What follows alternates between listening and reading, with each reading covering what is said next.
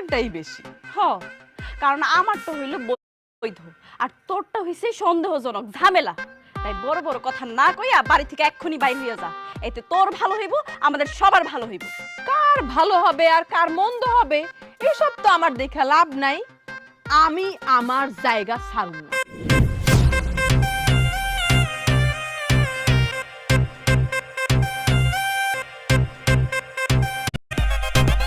দিন ঠিক আছে, এই চল এই লো। আম্মা আপনি কি কইতেছেন? আমি তো কিছুই বুঝতেছি না। আপনি তো মাত্র দেখলেন আপনার পোলা এই ডাইনি রে দুচোখে দেখতেই পারে না। আরে মাইয়া, এই তোর কাবিনে কত টাকা দেন মোহর দিচ্ছে? হ্যাঁ, সব টাকা আমি দিয়া দিমু। আর রতন যখন আমার বউ হিসাবে মানে, রতনের হইয়া আমি তোরে তালাক দিতেছি।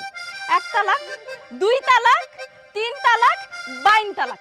এবার বাইর হ, বাইর হ আমার শ্বশুর বাড়ি থেকে। আমার না হাসি পাইতেছে, আমার মজা লাগতেছে। আচ্ছা তুমি কি বেডা? তুমি আমারে কেমনে তালাক দিবা? আর আমি কি তোমার বউ? আমি রতনের বউ, যদি তালাক দিতেই হয় তাহলে রতন আমারে তালাক দিতে পারবো।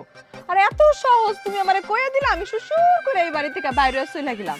তা তো না, তুমি রতনের বিয়া করা বউ হইতে পারো, কিন্তু আমি রতনের আগের বউ। আমার অধিকারটাই বেশি। হ, কারণ আমারটা হইল বৈধ আর তোরটা হইছে সন্দেহজনক ঝামেলা। তাই বড় বড় কথা না কইয়া বাড়ি থেকে এক্ষুনি বাইর হইয়া যা। এতে তোর ভালো হইব, আমাদের সবার ভালো হইব।